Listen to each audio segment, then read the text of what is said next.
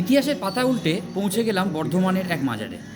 এক সময়ের বাস্তব ঘটনা একটা সময় ইতিহাসের পাতায় বন্দী হয়ে গল্পে পরিণত হয়।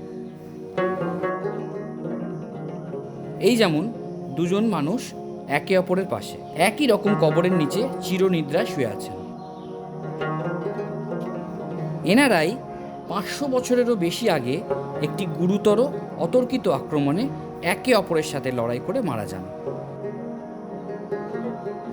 একজন কুতুবউদ্দিন কোকার এবং অন্যজন শের আফগান। দুই যোদ্ধার পাশে আছে সুফি সাধক পীর বাহারামের সমাধি, যিনি পরিচিত ছিলেন তৃষ্ণার্ত যাত্রীদের পানীয় জল সরবরাহের জন্য।